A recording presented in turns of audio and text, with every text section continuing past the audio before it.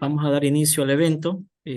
Buenas tardes con todos, estimados profesores, investigadores, ponentes, doctora Nancy Wong, vicerrectora de Investigación y Posgrado de la Universidad Católica Santiago de Guayaquil, doctora Marlene Mendoza, directora del CINDE. Bueno, para nosotros es muy grato el día de hoy encontrarnos en este evento organizado por el ITP, este café científico. Le voy a dar el paso a la doctora Nancy Wong para que nos dé las palabras de bienvenida al evento. Adelante, doctora. Sí, muy buenas tardes para todos. Gracias, Wellington. Y pues siempre celebro que hagamos estos encuentros de intercambio, de avances de la ciencia, productos nuevos y temáticas que muchas veces son actuales y emergentes, ¿no? Agradezco al ingeniero Velázquez y a la doctora Moreno por su participación en este café científico. Y pues creo que el tema siempre despierta interés, el ver qué podemos hacer, qué cosas nuevas podemos hacer a partir de, en este caso, de que se va a hablar específicamente en materias primas agropecuarias no convencionales. En eso consiste el desarrollo, en estar siempre buscando nuevas soluciones para problemas existentes, ¿no? Entonces yo creo que será una charla eh, bastante ilustrativa y que nos puede abrir nuevos horizontes en esta producción de alimentos. Así que muchísimas gracias como dije, al ingeniero Velázquez y a la doctora Moreno. Y pues bueno, adelante. Gracias, doctora vicerrectora de investigación. Le doy la palabra a la doctora Marlene Mendoza, también la directora del CINDE, para que nos ayude también con una introducción que también nos va a ayudar. Muchas gracias, ingeniero Wellington Villota. Gracias a todos los participantes de este café científico. Felicitaciones a la Facultad Técnica por el trabajo de sus docentes, en este caso del ingeniero Jorge Velázquez y la doctora Emma Moreno. Felicidades porque han planteado un tema que considero es de mucha actualidad. El tema es desarrollos de nuevos productos alimenticios a partir de materias primas agropecuarias no convencionales. Todos sabemos que estamos formamos parte de una economía en Ecuador que depende mucho de la actividad agrícola y que lamentablemente nosotros nos hemos sustentado en la producción y exportación o comercialización de productos que están tal y cual como una materia prima, no se transforma. Y el hecho de que ahora se discuta este tema para tratar de generar nuevos productos alimenticios, pues con toda seguridad se va a brindar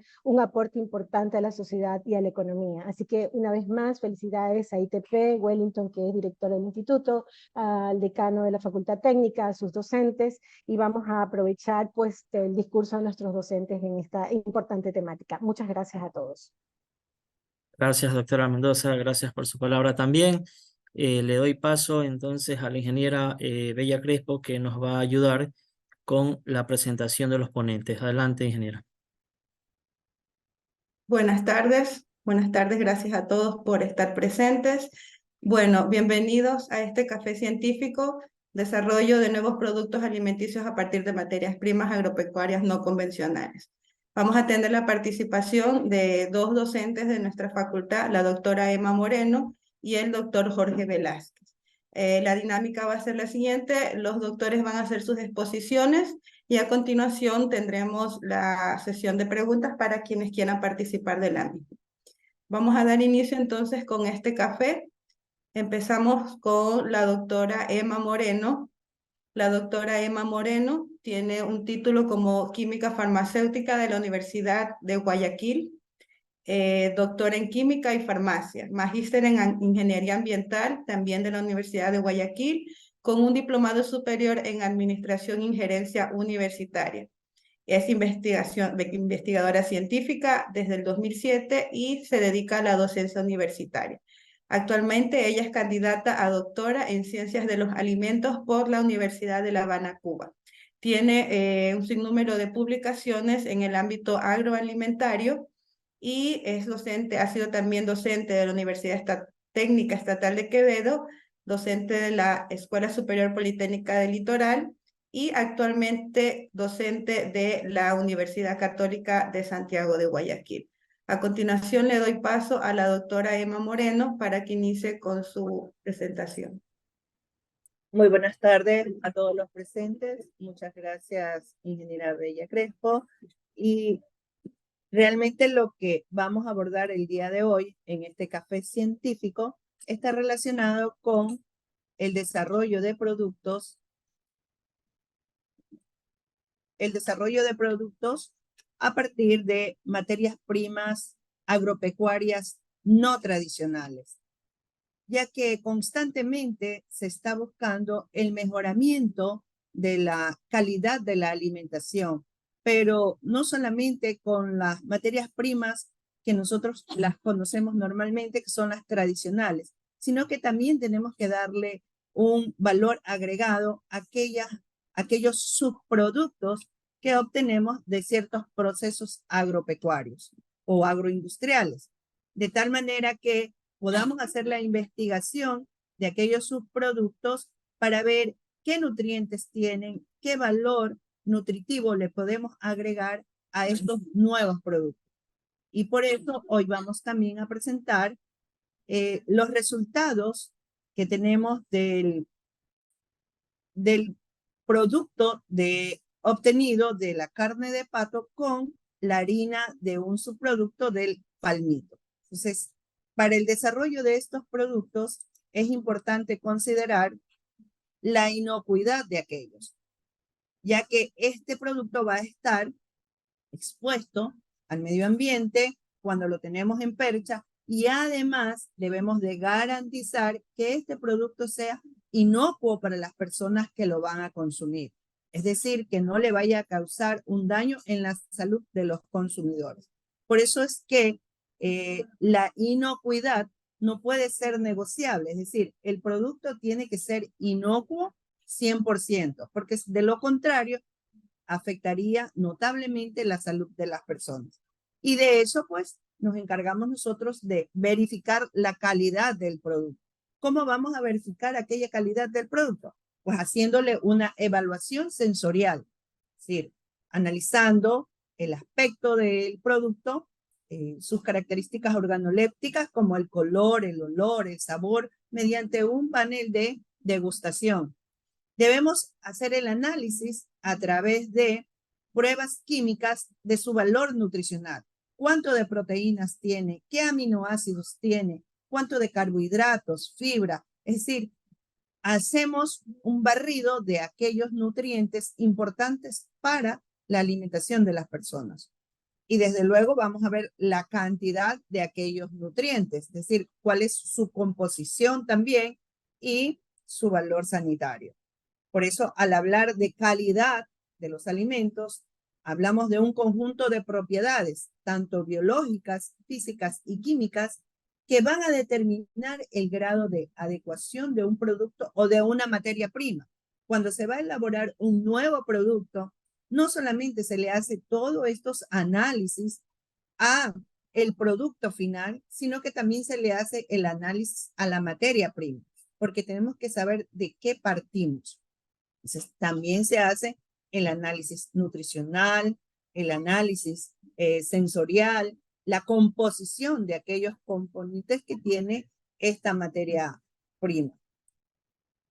Y es así que nosotros debemos garantizar, cuando elaboramos un producto, que éste sea inocuo y que sea de buena calidad para los consumidores. Es así que podemos determinar cuál es el aporte de nutrientes que nos va a generar este producto. Y de igual manera tenemos que saber hacia qué grupo de personas va dirigido este producto que estamos elaborando. Debe tener una buena presentación. Debemos saber en qué envase lo vamos a colocar. Este envase debe ser seguro, que no cause también contaminación de este producto. Y además debemos hacer el análisis, pues como les había indicado, de esas características organolépticas. Porque todo producto siempre tiene salida, tiene comercialización por la apariencia. Puede ser que el producto sea muy bueno, pero de pronto si nosotros tenemos una mala presentación de aquello, pues simplemente no lo podemos comercializar. Y desde luego, como les había indicado, debe ser inocuo aquel producto. Y estas propiedades, esta caracterización tanto de la materia prima como del producto, lo tenemos que hacer a través de análisis físicos, como habíamos visto. Tenemos que ver el aspecto, la textura, las dimensiones, el tamaño que tiene la materia prima, para que también el peso, para que también nosotros podamos determinar pues cuánto producto podemos obtener. Las características químicas, como les había indicado, la característica microbiológica, es decir, qué microorganismos a partir de la materia prima podemos encontrar y qué microorganismos vamos a encontrar luego en el producto si no hemos realizado una buena preparación de aquel. Las características sensoriales y características reológicas. Pero para eso necesitamos utilizar algunos métodos para poder determinar esta característica de la materia prima y del producto. Entre estos métodos utilizados tenemos los gravimétricos. Gravimétricos, nosotros podemos determinar tanto en la materia prima como en el producto la humedad, el porcentaje de humedad, las cenizas. Dentro de los volumétricos podemos determinar el porcentaje de acidez titulable. Dentro de los ópticos y los cromatográficos y los electroanalíticos, pues tenemos aquí la espectrofotometría, tenemos también los métodos de cromatografía HPLC. Y bueno, de esa manera nosotros podemos analizar estos productos y ver cuáles son esas características, esas propiedades deseables para ese producto.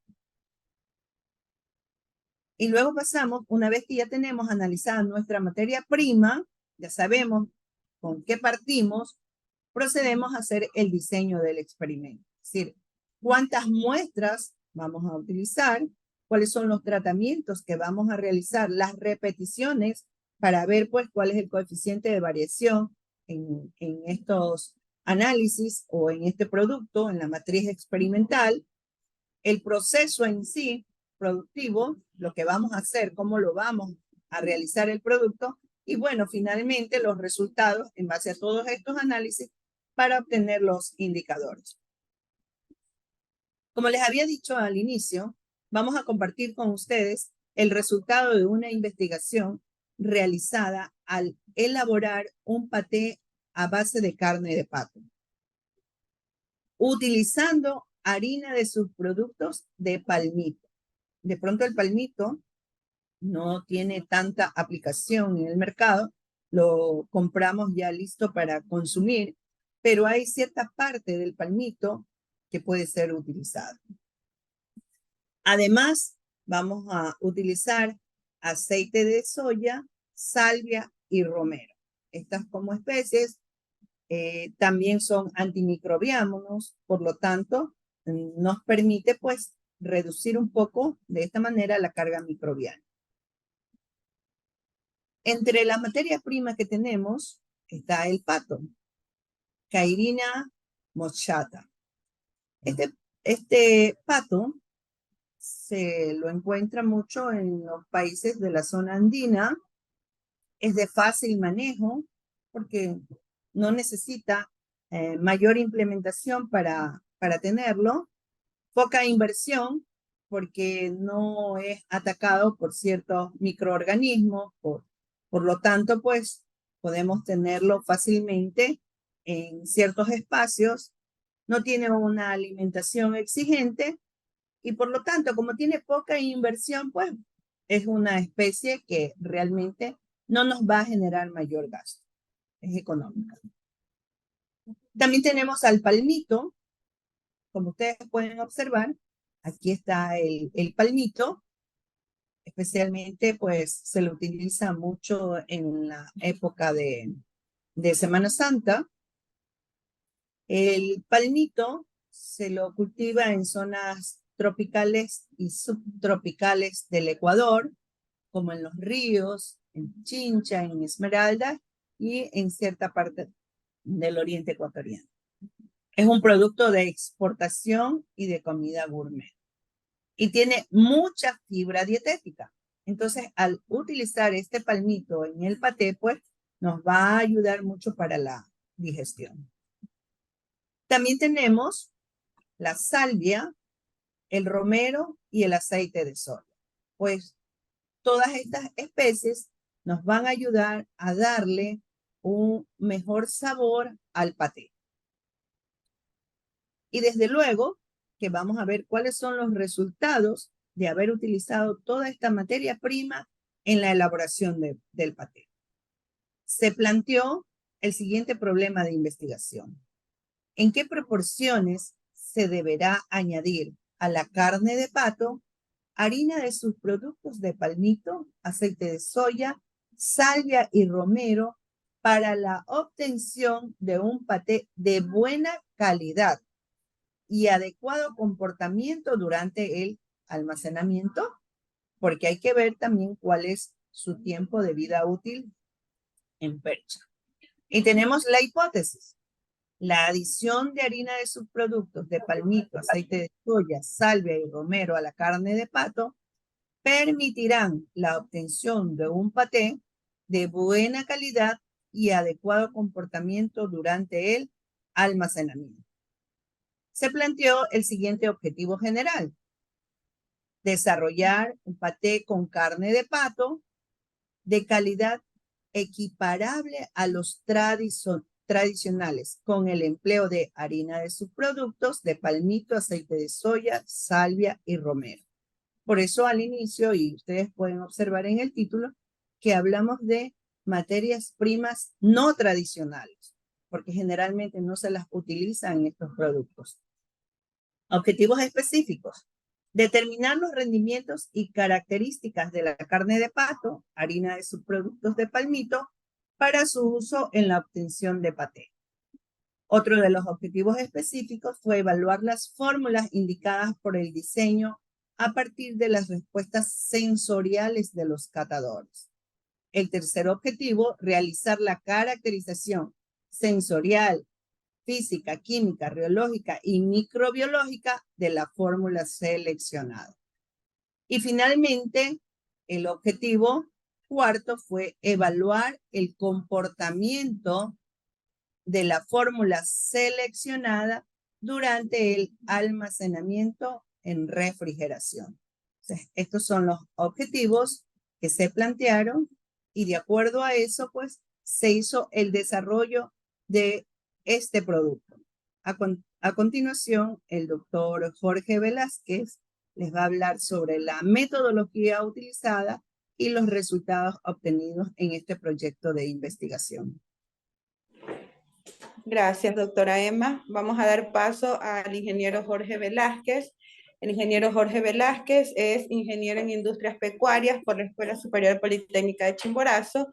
También es magíster en evaluación y gestión de proyectos productivos y sociales por la Universidad Nacional de Chimborazo.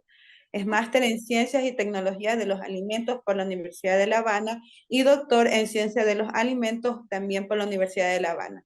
Actualmente él es coordinador de la carrera de agroindustria de la Facultad de Educación Técnica para el Desarrollo. Cuenta con 2 libros publicados sobre desarrollo de productos cárnicos y 8 artículos en desarrollo y caracterización de productos alimenticios y otros. El ingeniero Velázquez es docente titular auxiliar 2 de la carrera de agroindustria, director de 3 proyectos de investigación sobre desarrollo de productos cárnicos y también fue director del proyecto de vinculación con la parroquia Puná. Damos paso al doctor Velázquez para que continúe con la exposición. Muchas gracias, estimada ingeniera, y un saludo cordial para todas las autoridades y docentes y estudiantes presentes en este café científico. Bien, como ya lo indicaba la doctora Emma Moreno, estamos ante una investigación que fue realizada para obtener un producto nuevo. Y para este proceso fue necesario identificar materias primas no tradicionales o no convencionales que pudieran tener un potencial uso en la industria de alimentos. En el caso del palmito, obviamente se utiliza el tronco de la palma, y dentro del tronco, pues el alimento que probablemente lo hayan consumido y que se comercializa en las tiendas de abasto, en los supermercados, es el corazón de la palma. Pero este corazón está envuelto en algunas capas que son desechadas del medio ambiente, y obviamente genera contaminación. Entonces la idea es también reducir esa contaminación ambiental al utilizar estas capas subsiguientes al corazón de la palma, del tallo de la palma, y obviamente generar un producto alimenticio.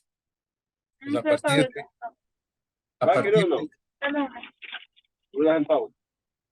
a partir de estas capas se generó una harina que tuvo que ser obviamente caracterizada para poder obtener datos acerca de su comportamiento en una matriz alimenticia.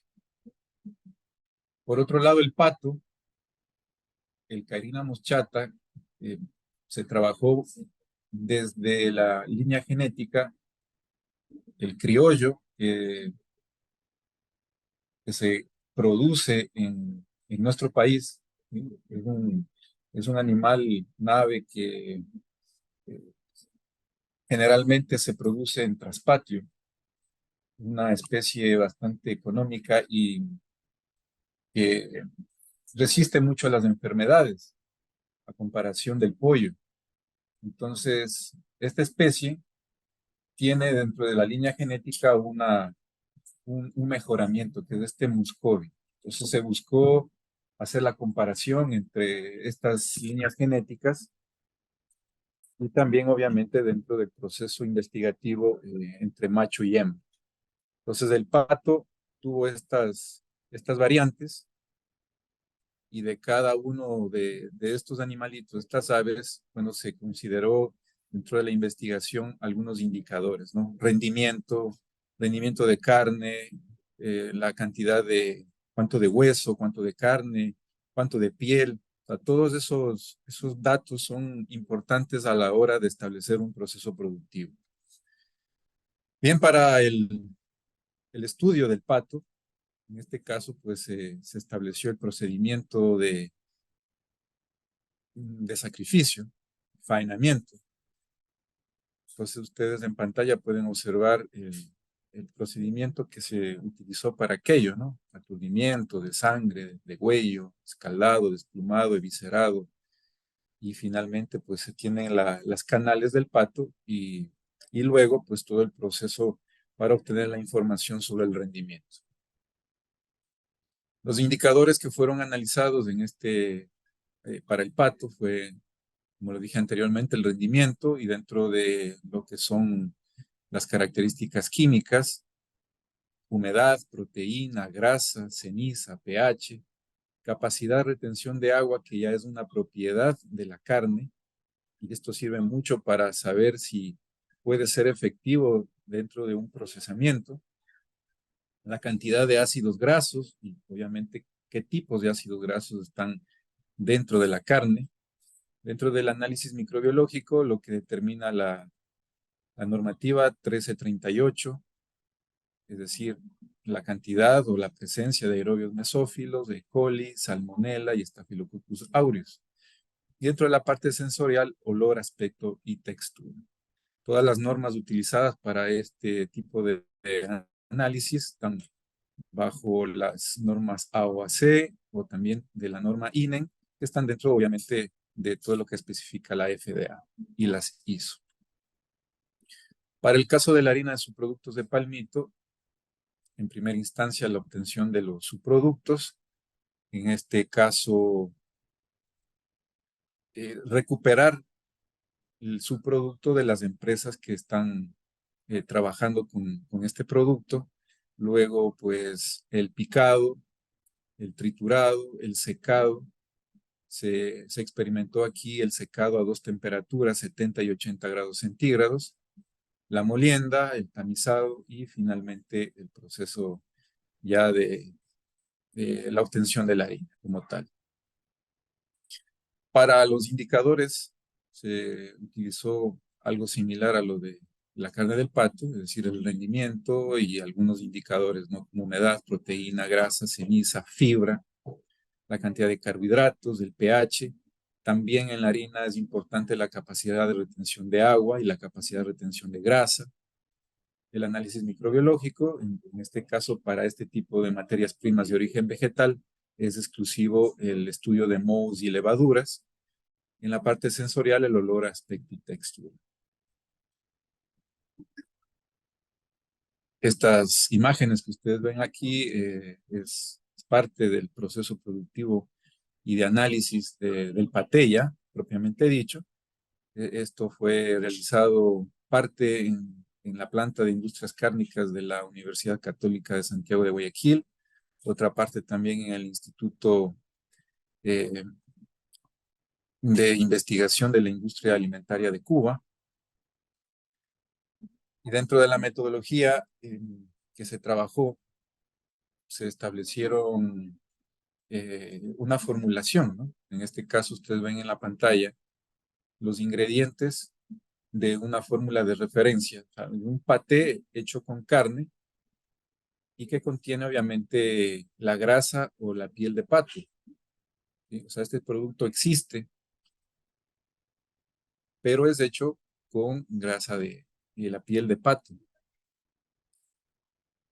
Para la investigación, entonces, a partir de esta fórmula de referencia, se trabaja en la incorporación de la harina de subproductos de palmito, del aceite de soya, o sea, reemplazamos la grasa de pato, la piel, por aceite de soya para que exista un cambio en el perfil lipídico y se agregan, obviamente, la salvia, el romero, como especias que lo que se pretende se ayuden a esto del mantenimiento en refrigeración.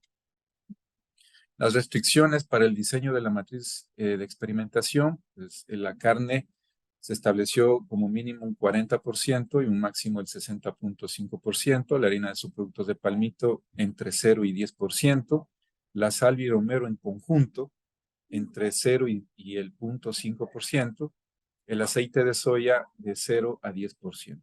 Es decir, el total, la suma de A, B, C y D es 60.5%. El resto del porcentaje para llegar al 100% es obviamente el incremento de estos otros productos. Las variables de respuesta fueron las sensoriales.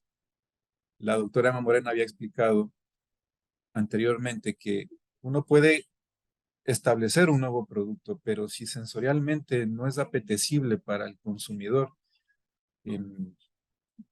tiene una probabilidad muy grande de no satisfacer el mercado. Entonces, se considera en este tipo de investigaciones las variables de respuesta sensoriales en primera instancia. Estas fueron las formulaciones, 20 ensayos, donde están todas las formulaciones con todos los porcentajes utilizados de la carne, de la harina de subproductos de palmito, el aceite de soya y de los antioxidantes. Para la evaluación sensorial, pues se realizó una evaluación inicial con el método de descripción entrecruzada, publicada por Zamora en 2007, para la generación de descriptores. Es decir, esto se realizó con un panel entrenado.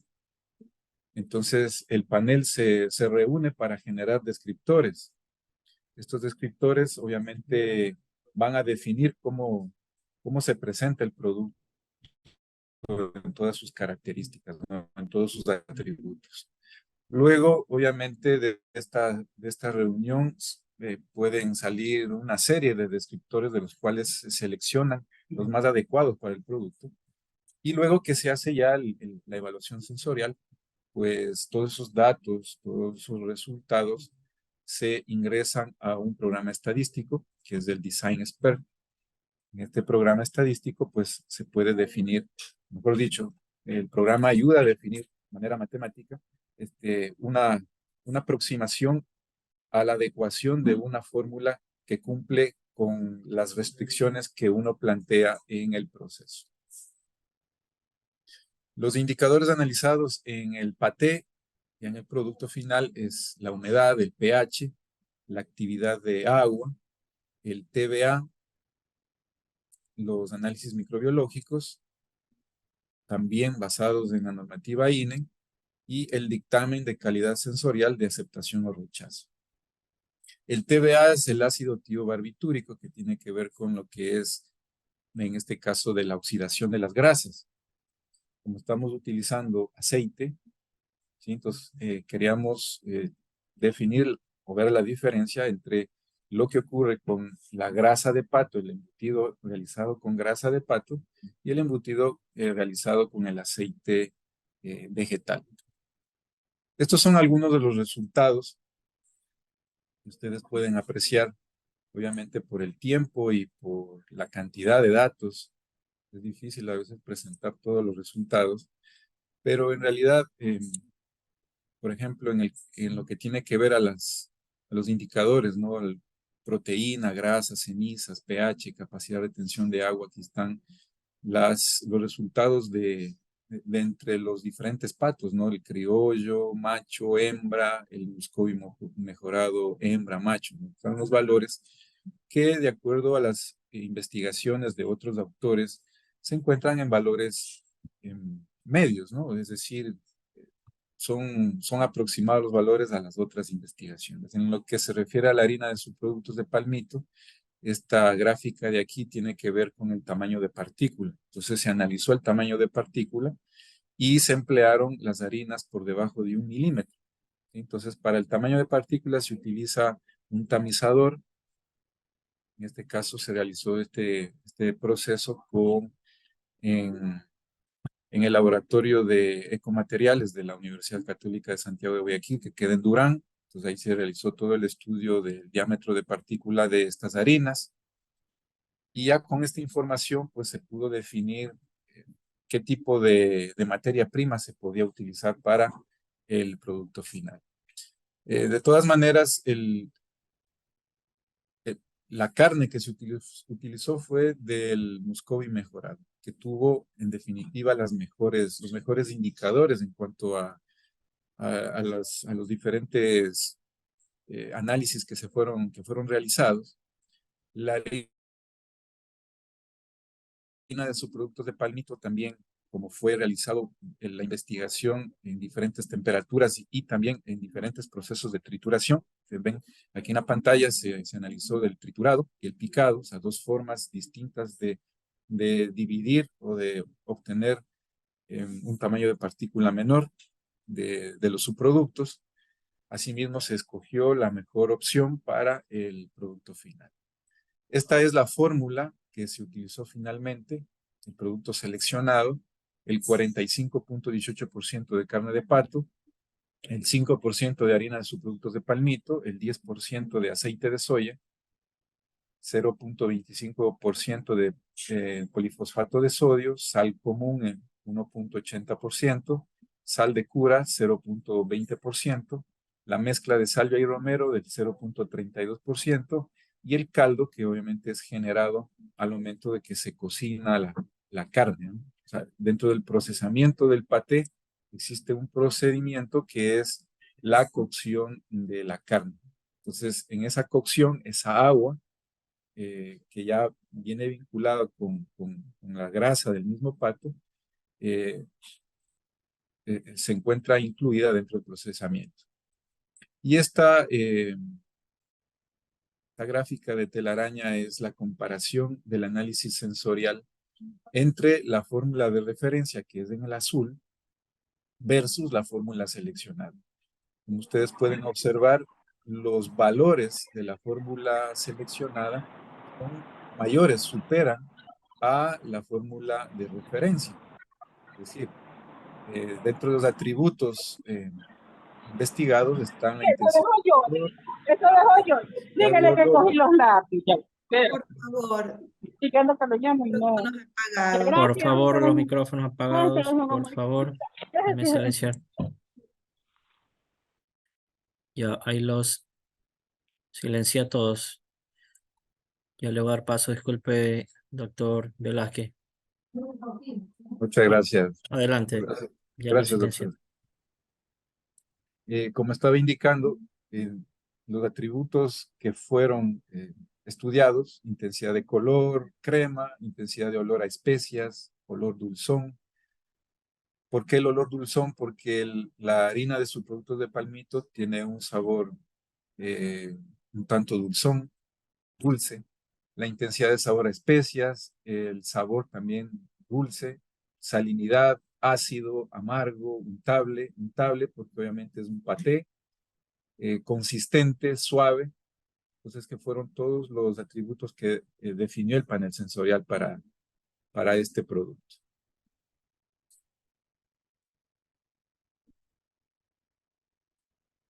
Bien, dentro de los resultados también se puede mencionar la calidad de, en este caso, de la composición de grasa, ¿no?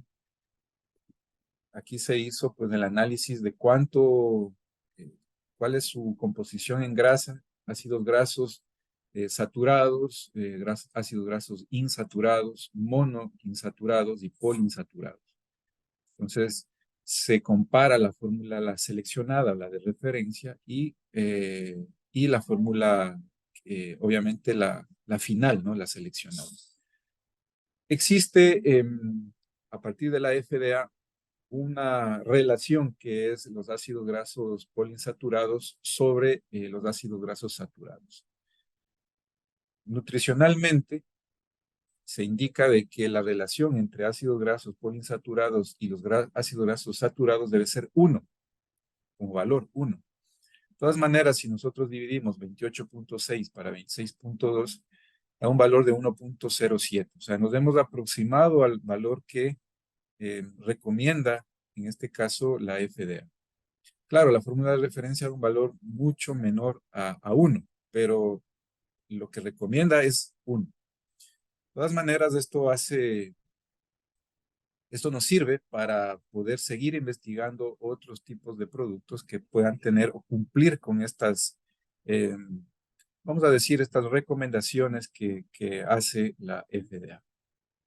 Estos también son resultados comparativos de algunos de los indicadores dentro del proceso investigativo de los dos productos, ¿no? Referencia y el seleccionado, cuanto a la humedad, la actividad del agua, el pH y el ácido tiobarbitúrico.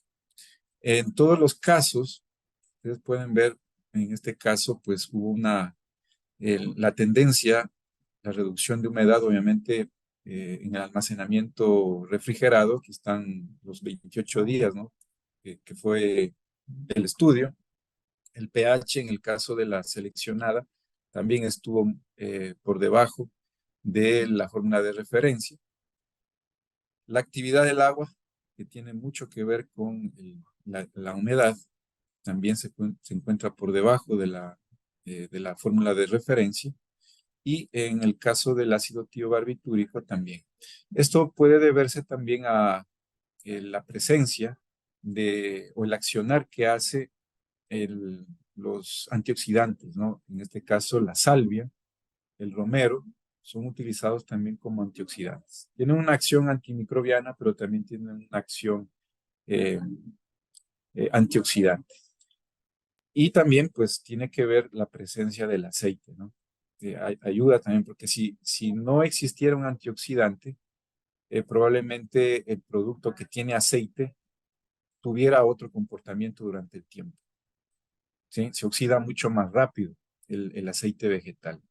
Entonces, por eso es que en este tipo de productos se debe tener mucho en cuenta el antioxidante que se puede utilizar para que la oxidación lipídica pues no se presente muy rápidamente. En cuanto a la parte de textura, se hizo análisis de textura instrumental, utilizándose el texturómetro.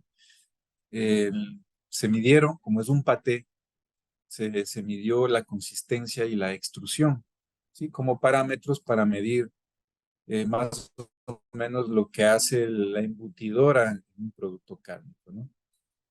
Entonces, en ambos casos, la fórmula seleccionada tuvo menores valores de consistencia y extrusión que la fórmula de referencia. Entonces, esto también da a entender que la untabilidad es mayor en la fórmula seleccionada. El nuevo paté presentó características deseables desde el punto de vista sensorial, físico, químico, reológico y microbiológico, con un perfil de ácidos grasos mejorado, considerado aquello como importante y que podría aprovecharse para la nutrición humana. Durante el ensayo de almacenamiento refrigerado, el producto con la formulación seleccionada tuvo una calificación sensorial de buena al final de los 28 días de estudio, en contraste con el producto de referencia que fue calificado como insuficiente al final de los 17 días. De lo que les explicaba que, obviamente, si no existe un antioxidante, la oxidación lipídica pues actúa más rápido. Muchísimas gracias, ingeniera Crespo. Estamos listos para las preguntas. Sí, perdón, un ratito.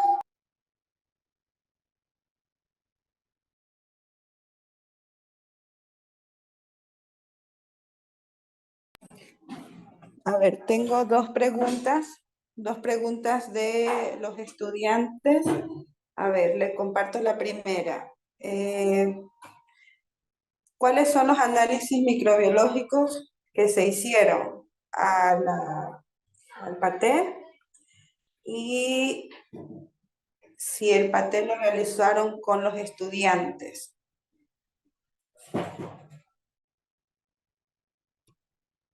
Ya, los análisis microbiológicos responden a lo que es la normativa.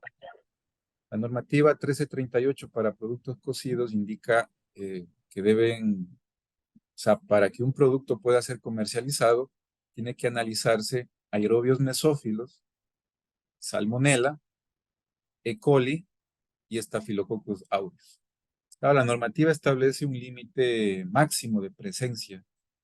En lo que se refiere a salmonella, negativo, es decir, debe haber ausencia de salmonella. Si se cumple con esos parámetros, el producto está apto para el consumo y está apto para la comercialización. Es decir, todo producto alimenticio que va a ser comercializado debe pasar por este tipo de análisis. Y eso lo determina el ARCSA, que es la entidad que otorga el permiso sanitario, el permiso de registro sanitario de los productos alimenticios. Y si es que esto lo hicieron los estudiantes, no. No, este es un trabajo de investigación personal. Ok, doctor. Otra pregunta, me dicen si se puede utilizar la harina para realizar embutidos con otro tipo de carne. Sí, de hecho, lo que se busca es, en la industria, lo que se busca es tener a la mano extensores cárnicos, es decir, productos con esta base, ¿no?, de harina que puedan reemplazar a la carne. ¿Por qué? Porque la carne no es barata, la carne cuesta. Entonces la industria busca competir reduciendo la cantidad de carne. Claro, no la puede reducir mucho porque la normativa indica también que el contenido de proteína mínimo en un producto cárnico es de 8%, ¿ya?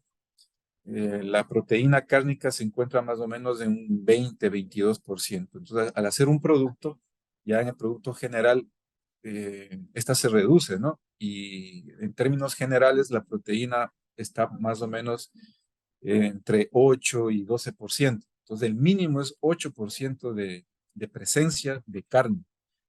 Entonces, lo que se tiene que buscar son harinas proteicas, o sea, que tengan proteína para que pueda reemplazar, entre comillas, ¿no?, reemplazar hasta cierto punto esa proteína de origen animal. Claro, la normativa también indica el máximo que puede incluirse de la proteína vegetal.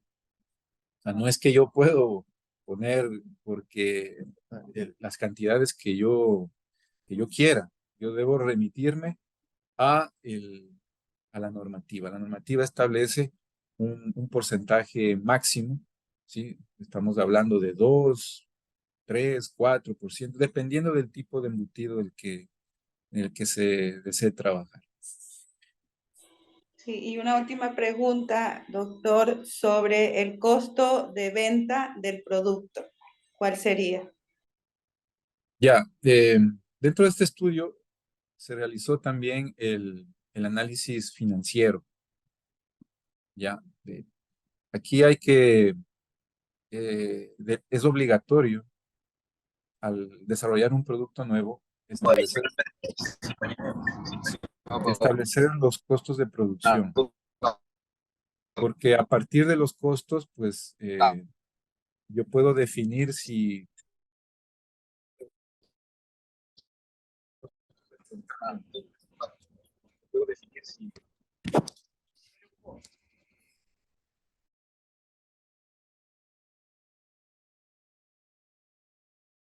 en todo este procesamiento se tuvo en cuenta qué tipo de animales deberían ingresar en un proceso de este tipo.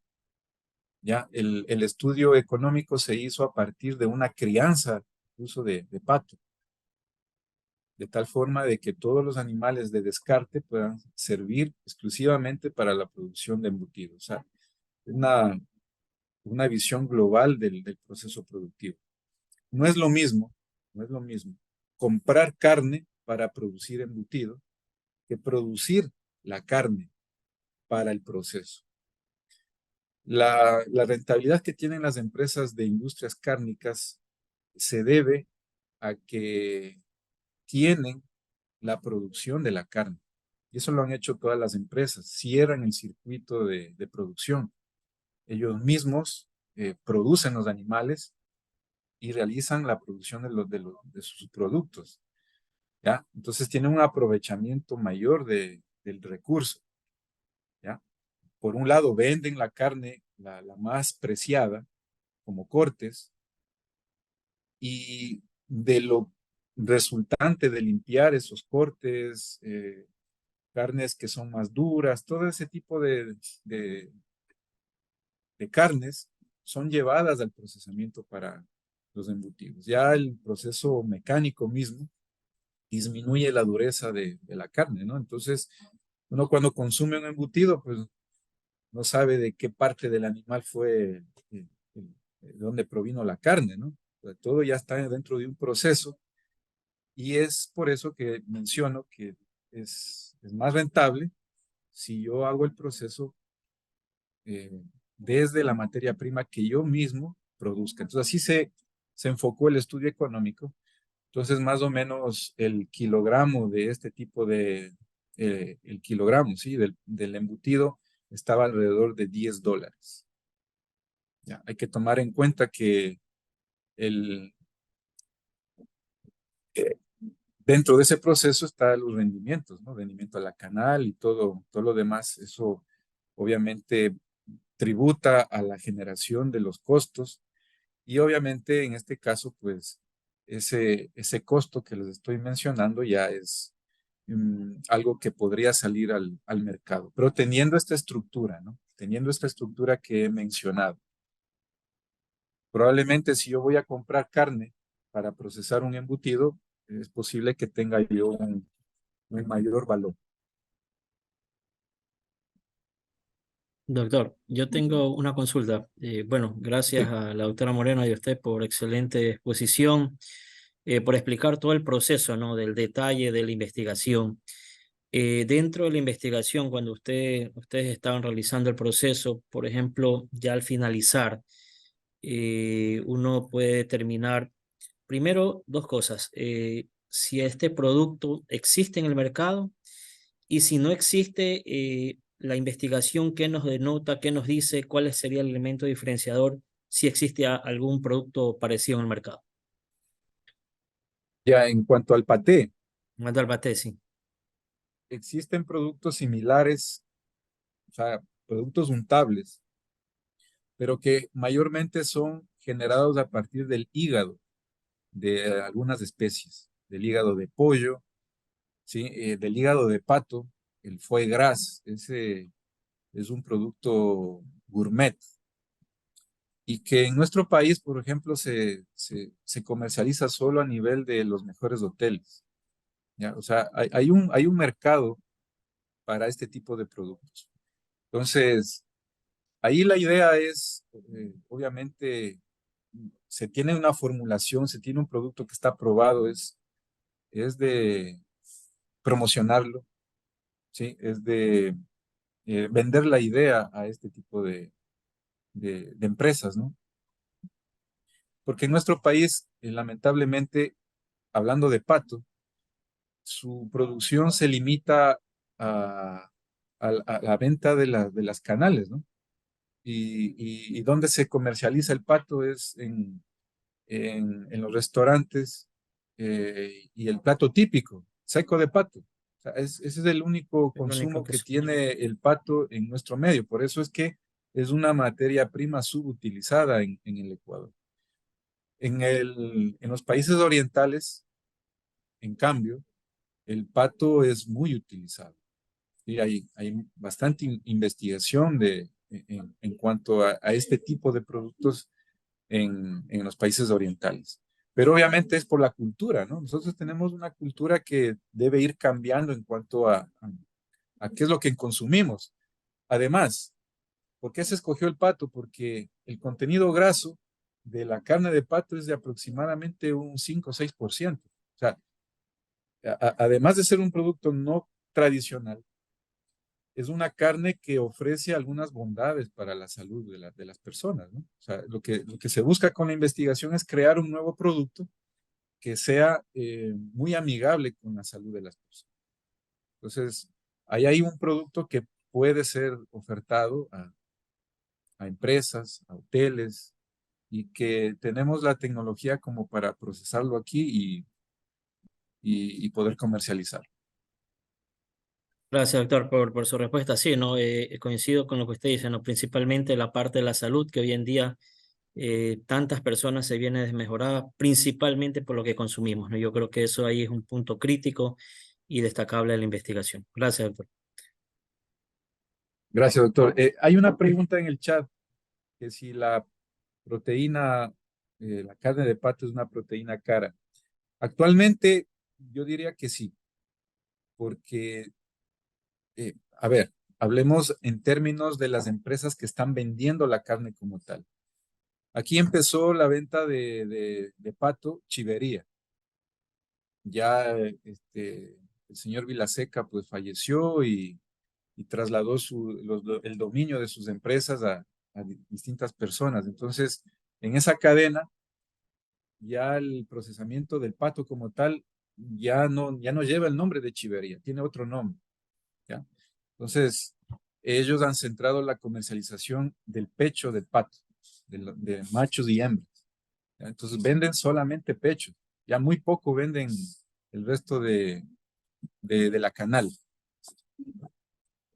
Entonces, como ellos son los únicos que ofrecen en ese grado de producción, en ese grado de industrialización, obviamente se convierte en un costo elevado. Pero como lo dije anteriormente, el pato generalmente en la parte rural es un animalito de traspatio. O sea que si aumenta la producción del pato como tal, obviamente esos precios podrían disminuirse. Pero todo depende obviamente de que exista una mayor producción y un mayor consumo del pato, no solamente en plato típico, sino ya que haya una diversificación de productos como las que se está planteando en este momento. Hola, buenas tardes. Buenas tardes, doctor. Quiero decir algo al respecto de lo que el doctor Velázquez estaba comentando. La sociedad se desarrolla sobre la base de el impulso que le da la academia.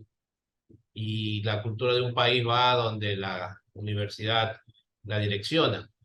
El Ministerio de Agricultura y Ganadería tiene un programa que le llaman el arroz pato.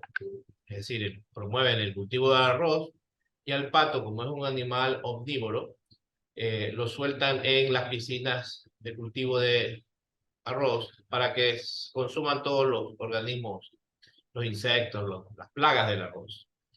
Entonces, sería interesante acercarnos a conversar con ellos, indicarles que hay esta posibilidad de darle valor añadido a ese tipo de producto que se relaciona muy bien con este proyecto y pues da la idea o la pauta para que existan emprendimientos rurales asociados, derivados de esta alianza como tal.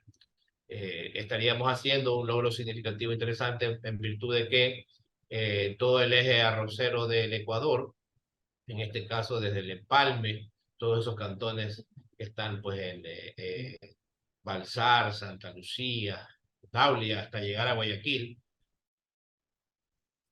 son las zonas de influencia de este proyecto del Ministerio de Agricultura y que se pudieron relacionar muy bien con esta idea, con este proyecto que sale desde la Universidad Católica de Santiago de Guayaquil. Gracias, doctor. Y efectivamente hay que hacer esos acercamientos porque la línea de investigación, en el caso mío, es justamente en el pato, ¿no? Actualmente tengo un proyecto de investigación que está relacionado con la carne de pato y con otro tipo de subproductos que asimismo son desaprovechados por la agroindustria y que lo estoy incorporando dentro de una matriz alimenticia. Bueno, sí, creo que ya no tenemos más preguntas en el chat. Si alguien tiene una pregunta, puede levantar la mano, si no...